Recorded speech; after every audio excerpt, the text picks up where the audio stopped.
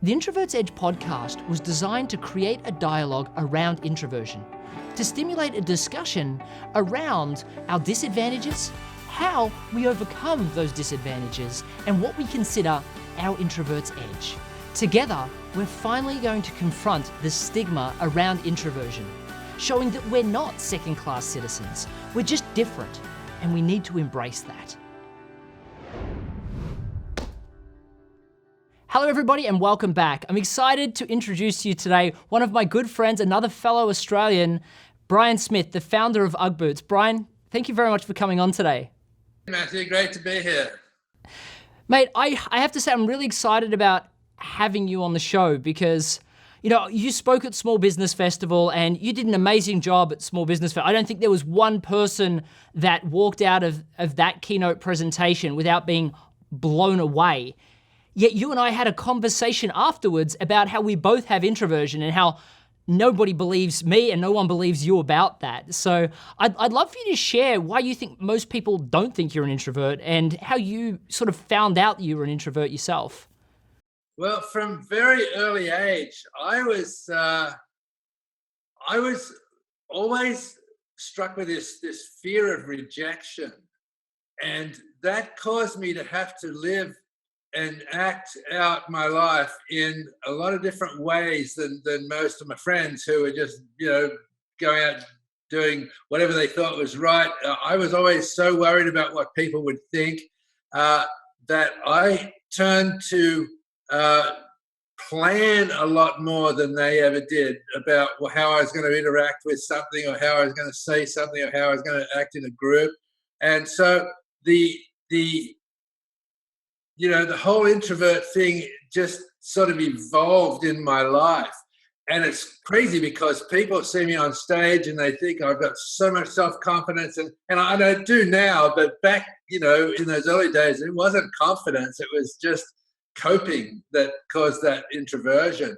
But yes, now people see me as this great charismatic person on stage and an author and a founder of a billion-dollar business. But they don't realize that I'm still at heart very much an introvert. You know, what was funny and what I found interesting about seeing you speak on stage and what people spoke to me about afterwards is you really found a way of speaking on stage and doing it so authentically. For you, it almost felt like it was a conversation with a buddy. Now, when you started speaking, talk to me about the transition. Like, what struggles did you have when you first started speaking on stage? And how did you manage to mediate that to become this really authentic, comfortable person in your own space? Well, luckily, I've lived everything I talk about. Okay, that's quite different from most speakers. They talk about everybody else's, stuff. So just having the confidence to know that I could speak with authority on what I did because I actually did it is one thing. But the amount of preparation I had to put in, because I just can't get up there and wing it like an extrovert who say anything and they don't give a damn about it. I do give a damn. And so I had to put a lot of preparation. And how I got into speaking was a joke in the first place. I was writing a book, The Birth of a Brand, and I was attending a seminar to learn about how to publish a book. And I was in the lunch line and, at the salad bar, and the girl in front of me said, "Hey, you're writing a book, great. Well, would you like to speak on stage?" And I went, "When?" She said, "Well, I got my own seminar in 2 weeks." She said, "You want to speak?" And I went, "Okay." And I didn't have a clue how I was going to do it. So that, again, because I didn't want to just go in there and wing it, I did the old introvert thing. I planned and planned and planned and figured out what a good speech is made up of and got the rhythm going and got some stories together. And my first talk was a hit. I mean, I got a standing ovation. And it was just me being me, the introvert, talking like from me to you like right now. I'm oblivious of the audience because this is the way, introverts work. We're just very personal. So it's funny. So I've spoken to Ryan Dice and Jamie Masters, two other really good friends of mine, and they talk about when they speak from stage, they have to speak beyond the audience. They can't look at anybody in the audience specifically. They just focus on the fact that they're talking in a room. For me, I focus on 3 people when I'm speaking on stage, because if I notice that there's a whole crowd, I feel really uncomfortable. So what I have to do is I have to fixate on 3 people, and I look for them for energy and reinforcement that what I'm saying matters. I think that for introverts, we have to have strategies to do things like that. Very similar to you just said, you worked out what it took to make a great keynote presentation, you worked out how to set it up, because if you had to just got up there and talked about your story, it wouldn't have worked, would it? I wouldn't have had any structure. I would be so out of my depth, yeah. And I also find, like, when I get up and speak on stage, a lot of people will say that was really funny, or you're really quite funny when you're on stage. And for me, I've got a private coach that tells me what's funny so that I learn to pause afterwards, because otherwise, I just want to get up and I'm very in the detail. See, introverts are really quite thought out people. They want to think through everything. So when we get up and speak in the moment, we're really just talking about the detail, and some of it may be funny, some of it may not be. So unless we plan it beforehand, we can't decipher it in the moment like that. Do you find the same thing? I found when I run through it on stage, there are quite often some times where the audience is laughing that I didn't expect them to, because it's like a natural throw out for me. And other times where I try to make a point. In fact, I did used to work with coaches, and they would sort of write stuff for me to say, and it always bombed, because I would say it and I'd be waiting for some reaction, because the coach thought it was so fantastic, and it's like nothing happened. So I've completely gone away from anybody else coaching me on what to say. I do still get coaching on how to say it and the pausing and everything. But if it's not authentic, I can't tell it. And that's, again, comes from that introvert thing. I don't want to get caught out. I don't want anybody to find out that I say something I can't back up, So in that protective introversion way, that's how I cope on stage, is I got to know my material and that it's me. I think that's a really important thing. And it's something that I think a lot of introverts need to really embrace, is that for us, doing something that's scripted that's not us just doesn't work. We have to feel authentic. And for me, when I get up on stage, I share stories of people that I've worked with, my own personal stories, and I can be funny, I can be quirky. I have to practice it first so that I know which ones are quirky and which things are funny and what the audience will come. And I utilize coaches for that, but I'm exactly the same. I've got to come up with my own stories, because if I pushed into what somebody else finds funny or what somebody else suggests is a good story, I can't do it in a congruent way with myself. I feel uncomfortable. I've almost had that imposter syndrome happen. That's right. And that comes back to my fear of rejection, that I've had all my life. If I'm not authentic and I fake something, I think I'm opening the door to somebody coming in and rejecting it. So that's another sort of safety mechanism I have, is the authenticity has to be there. I think that's a really important factor. So as introverts, we want to be public speakers, we want to be salespeople, we want to go out and be fantastic networkers. But if the strategy is not based on authenticity, we can't do it comfortably. Because for introverts, we're internal-based people, and we need to lead with our heart rather than an external strategy. So Brian, I'm interested because, now you're a speaker, but as you said, you founded a $1 billion industry. I don't know anybody in the world that doesn't know about the brand Ugg boots. You came from Australia, you ended up in California, and you didn't have, let's just say you didn't exactly have the Facebook that started, and next thing you knew, 20 minutes later, it was this ridiculously sized business. You'd put foot in a lot of the wrong directions before you found the right direction to go. And I'd love you to put the introverts lens on for a second and talk through some of those things that happened, and talk about perhaps how you were disadvantaged as an introvert or had an advantage as an introvert to be able to cope with those steps. Okay. Well, probably the most meaningful thing is, I came to America looking for a business to take back to Australia. And I was an accountant down there, hated it. I wanted to get into business for myself. So all the trends were coming out of California. So I came to California looking to find a business to take back. It was after about 3 months of being in California, I realized, oh my God, there are no sheepskin boots in America.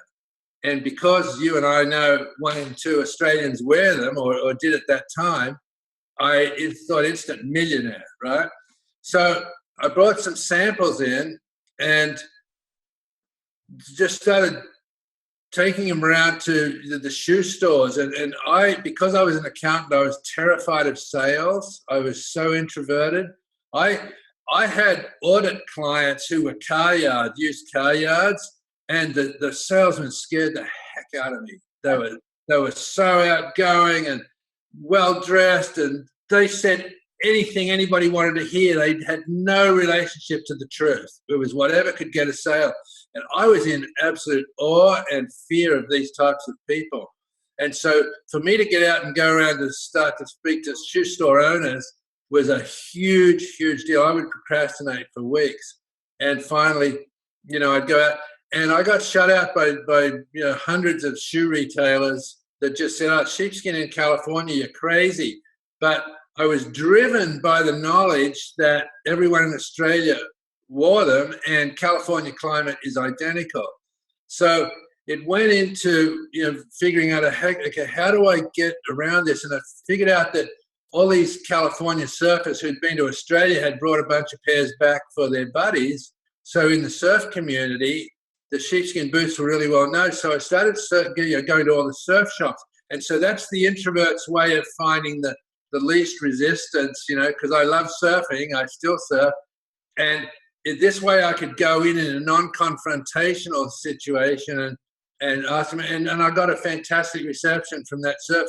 So by being an introvert, I was able to find the point of least resistance to get into the market, into the US. And I mean, and it wasn't like instantly solved either. I remember 2 or 3 years later wheeling, boxes of sheepskin boots into the Action Sports trade show, which is full of bikinis and surf products and T-shirts and everything summer. And here's me with my head down, hoping no one's watching, wheeling boxes of sheepskin boots and setting up my table there. And again, fear of rejection, hugely powerful.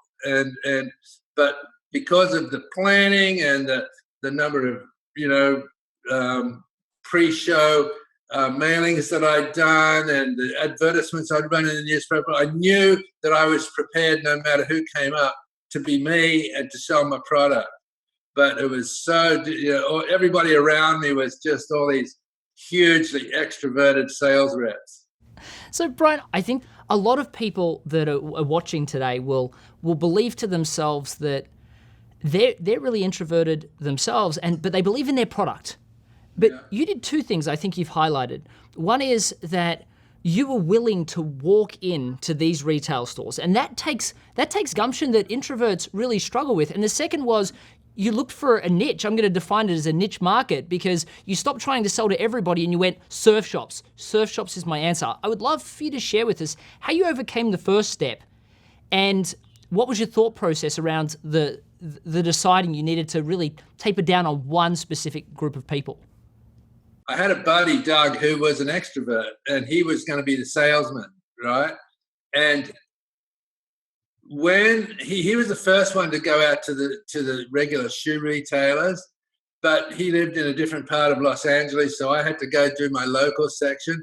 And he had been out there on the road 4 or 5 days visiting retailers, and I hadn't got out of the house. I was so terrified. I knew I had to, and finally the pressure, knowing that he was out there and I wasn't, finally made me get up and do it. And I remember walking into the first shoe retailer and asking for the buyer, and was just dreading the word no, in which I got it over and over and over again.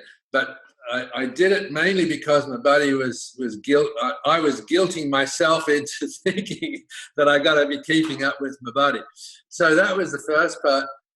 Once I started to get into the surf shops, though, I was in my familiar territory. I didn't have that same fear because now I could come in and I'd start a rapport with the person before I ever pitched the product. Hey, how you doing? Hey, you're an Aussie. What are you doing over here? Well, I'm selling these boots. So there was a sort of an easier entree into it. So I didn't have the same fear when we said pivoted and segued into the surf market. Brilliant. And so I think what we've defined here is twofold. One is we have to make sure that we almost have this feeling of our back against the wall. I mean, Brian shared that he felt like he was letting down his friend by not being out there selling. For me, my father worked 80 hours a week breaking his back to make sure that my family could survive, and I promised my father that I would survive. It was 93 doors before my first sale, and just like Brian shared, he got turned down time and time again, but he believed that he had to do it. And anybody that wants to be in business, that wants to survive and be successful in business, has to sell. There's no doubt about that. But you can make it easier. For me, when I started my own businesses, I would sell telecommunications to tradespeople. My current business, I work with introverts. It's about making the conversation easy. For Brian, he focused on surf shops because he knew the industry much better, so he could just be one of them. If you understand your customer better than they understand themselves or know themselves, then you're going to find that easier. So for an introvert, it's breaking that barrier and going to speak to people. But don't make it hard on yourself. Find a unique group of people that you will find it easier to speak to, communicate with, and get better results for. And that's really, I think, the keys of what we've spoken about so far today. Now, in the next episode, we're going to have Brian back, and we're going to talk about some other strategies and some other things as he grew his business. But for today, Brian, thank you so much for sharing that information. Hey, Matthew, thanks a lot. Great, and we will see you in the next episode of The Introvert's Edge. Cheers. I'm on a mission to empower introverts to be proud of who we are. Introverts have had to deal with the stigma that we just can't be as successful in business or in sales as our extroverted counterparts. We're different, and we need to embrace that. I instinctively shied away from sales. I didn't want to be a salesperson. My closing ratio has gone from 15% up to close to 80%. We nearly quadrupled the number of meetings set with clients. Your book was a great revelation to me about me. I've been fortunate to receive some endorsements from some exceptional introverts. They've shared with me how much they resonated with the stories of these real people and how they transformed to being sales masters. It talks about the things that make an introvert successful. Every book was written for extroverts, and there needed to be something for us. Get your copy of The Introvert's Edge today.